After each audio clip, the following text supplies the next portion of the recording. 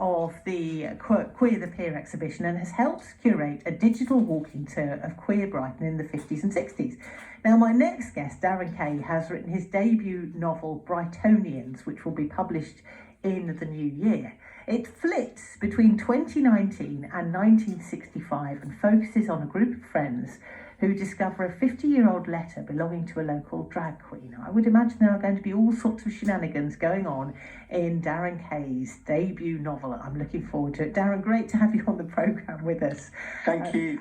We've spoken in the past about the amazing work you do with curating all this memorabilia and bringing these exhibitions. And I would imagine that when you look at all of that, these ideas spring into your head. Oh, absolutely. I mean, the walking tour, which was based on the oral histories of gay men and lesbians that lived in Brighton in the 1950s and 60s. That's so inspirational, and a lot of the flashbacks to the 1960s are really coloured by reading that particular book, which is still available in a digital form from Queen's Park Books. It's a fantastic read, hilarious, as well as touching.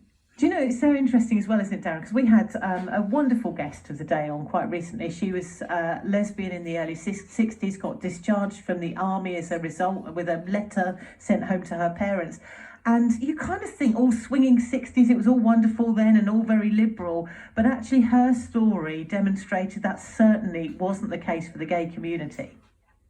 Well, actually, in Daring Hearts, you get a real mix because, I mean, definitely there was a lot of persecution. We know that from cases like Bill Butler, who ran the Unicorn Bookshop, who was, arrested for selling indecent literature. But actually, what's really interesting when you read some of the oral histories in Daring Hearts is that there was a lot of fun as well. There was, yes, there was secrecy, but there was a lot of fun.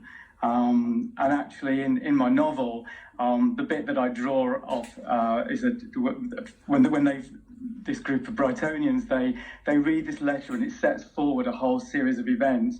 And what they first of all discover is the slightly saucier side of 1960s Brighton, and they uncover this sort of gay sort of porn ring. It's very soft porn, but more like physique magazines.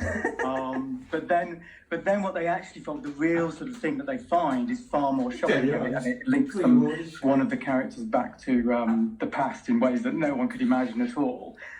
So yes, there is. It's very sensitive to the fact that so much was illegal back then. But I think it also, I wanted to bring out the joy and the more sort of lighter stories from that period as well. I love this. This is a very clever way of linking two very different periods in time using this old letter. Where did the idea come from? Oh gosh, you know what? You've really put me on the spot because it was very organic the way that I wrote this. I mean, the original version was about 100,000 words long, and this is 60,000 words long. So it's really a much tighter version. And I think it was very organic. And the letter is actually, it falls out of a hymn book in St Mary's Church in Brighton, in the centre in Kemptown, where most of the action is set. And I visited St Mary's quite often over the years. They do an awful lot of events for the gay community. And so, maybe that was sort of caught up in it. I like this idea of sort of ephemera sort of being rediscovered, years later, and sort of really kick-starting a load of stories. And of course, the big part of the book is this dynamic, the relationship between the friends, the competitive one-upmanship that goes on. Where did these all come from? I mean, are these based on any characters that you have encountered in Brighton, which of course has a wonderful and eclectic mix of personalities? Do you know, like someone said to me, Daren, don't write what you know, write what you like to read. And my favourite collection of books are Map and Lucia by E.F. Benson. Which a few of them have been serialised, and they focus on life in the 1920s in Rye, and there are these sort of group of people that are, they're sparring for sort of supremacy of the social circle. And I think Brighton is very much like that. I think because it attracts a very arty crowd, and a very sociable crowd. And I think, the geography of the place, because it's very small, I think it's much more sociable than London. And I think as a result of that, you do get almost this sort of competitive partying and, this sort of social one-upmanship, which I think is incredibly exciting. And I just think, I just really wanted to capture that, and really, celebrate it, because I think it is something to be celebrated, particularly in the days of COVID, where we're not allowed to sort of meet each other and all the rest of it. It's quite nice to remember the times when we could get together in groups. And it does. I mean, this sounds like one of my favourite sorts of books, where you develop this kind of air of intrigue and mystery that we have to get to the end to actually find what goes on. Oh yeah, there's lots of little clues throughout the whole novel, and I got 20 Brightonians, genuine Brightonians, to read this, and in the novel, the first or second page, are their very short reviews. And what was really thrilling was, I don't think there was a single person in that 20 people who they got to the end, and there's a real moment at the end, and they were all, oh my goodness, we never thought that was going to happen. And I talk about E.F. Benson being one of my inspirations. I love those Victorian melodramas like Wilkie Collins, and where there are little clues to almost bizarre coincidences. And I've always loved those kind of novels, because they really sort of, they draw you through, because you think, oh my goodness, yes, that's why they did that, or that's why that was in there. It's that kind of thing. That's what really excites me. Do you know what though, Daren? I'm a menace when it comes to books like this, because I have to really restrain myself from turning to the very back to find out exactly what's gone on, because I can't wait. It's terrible behaviour. Don't. No, don't. That would be. You would kick yourself if you did that. Did you have to be very, because I'm always intrigued as well, especially with books like this that flip from era to era, and then they're quite complex in terms of keeping up with the goings on. So as an author, do you sit down first of all and go, right, this is going to happen, and that's going to be the reason behind it, or did it evolve as you went along? As I said, it was very organic, and I think it was good for me because it's my first novel. I mean, I was a writer. I was a copywriter in advertising for 30 years. I wrote billions of words to sell margarine and cars and body spray. So this was, it's a different type of writing. But it was good to sort of write a very unwieldy novel. And then once I'd written it, I was able to go through and go, well, we don't need those characters. They're not adding anything. And I wanted it to be surprising and exciting, but also really plausible. And I think as a copywriter, as an advertising copywriter, one of the things that you ask whenever you're selling a product is, why would anyone believe that? What's the reason to buy this? And so going through my novel, I would go, is that plausible? Would someone really say that in that situation?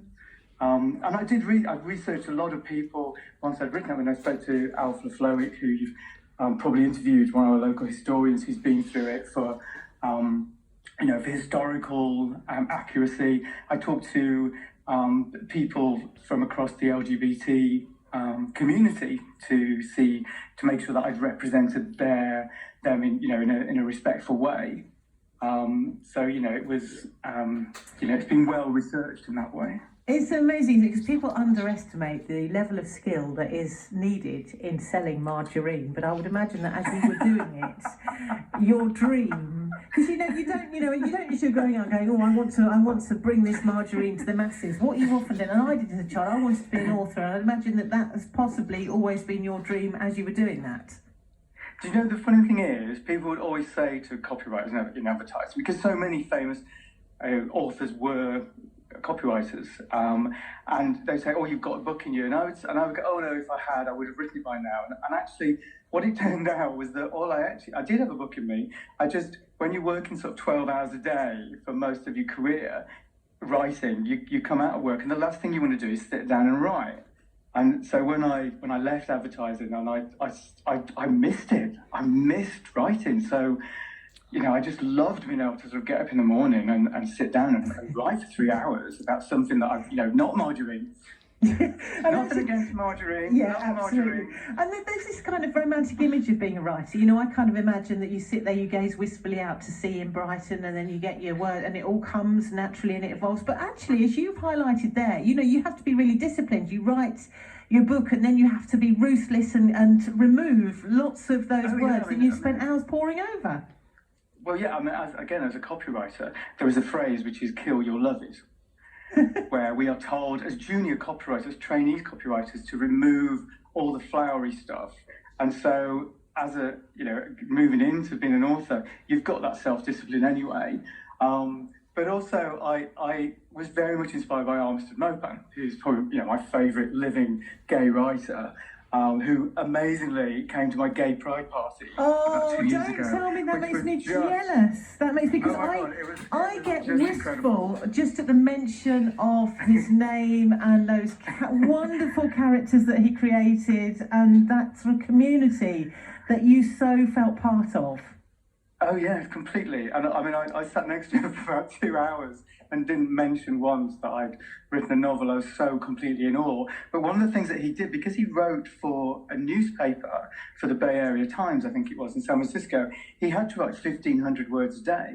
So when I started this about 3 years ago, I sat down and I thought, well, I'm going to write 1,500 words every day. And that was, it was, some days it was easy, it would just flow, and some days it would be, I'm only at 800, I've got to squeeze another 700 out. But it was very disciplined. But also you talk about this sort of wistful view. It's quite ironic because of COVID and I'm not in your studio. I am stood in the bay window where I wrote where I wrote the opening chapter, which just for your information is told through a seagull. The voice of Brighton is a seagull, because I see them as sort of like the Mother Nature's CCTV cameras. They're always watching you. And I'm stood in my bay window looking at the sea, and there are 5 seagulls watching me. And they can be menacing and quite sinister, can't they? Especially when they gang up and all watch you at once. Well, yes, and they are everywhere. Any of your listeners could look out the window now, and there will be a seagull staring at them. They know everything. Do you know, the more you tell me about your book, the more I want to read it. I just love the sound of it. And is this sort of the start of a whole new chapter as an author then? Are you now working on your next one now this one's complete? Yes, the next one's called The Brightonians Under Siege, and it takes place in COVID. So it starts in January 2019, and it shows how the characters have to adapt to this new world. So one of them, Ollie, is a gym instructor, so he's having to do his online gym instructions, and our drag queen, George, whose drag queen name is Betcha Sweet Ass, she goes on to do sort of cabaret online, but through this, the subplot in the story is that there is in fact I'm giving away too much. We'll have to. But as I said, there's an advertising sort of subplot to this, because that's where my background is, and Bet becomes involved in that advertising subplot. So it will be of interest to anyone who, not just people who love Brighton, but I think anyone who's ever touched the crazy world of media and advertising and its bonkersness. Oh, I love it. Daren, so it's out early next year. How can we get hold of a copy? Okay, well, review copies are coming out in January, and I want a big-ish launch. Well, I want a launch. And actually, I mentioned St Mary's. Father Andrew at St Mary's has even offered or suggested doing the launch there. But obviously, with COVID, I want to make sure that people feel comfortable coming to a venue. So February is what I'm aiming for. So let's say February, and it'll be available online. In bookshops, and also from my website, which is very easy. It's my name, darenkay.com. That's with one R. And also, if you go there, there's loads more information about characters. There's illustrations. There's information about the Brighton that they live in. So it's quite a rich website to back up a book. It's like it's a project in itself, actually, the website. Well, it's been such a pleasure. It's always a joy to have you on the programme, and do stay in touch and let us know when it's out. We'll get you back again. I will. I will send you a copy in Oh, January. I can't wait. I'm looking forward to it. Darren, a real joy to talk to you. Thank you so much for joining us on the programme. Daren Kay there. I love the sound of that. The more he told me, the more it just sounds just my kind of book. I've got a brilliant question as the answer quiz, courtesy of the lovely Carolyn in Shoreham. I'll bring it to you in a moment.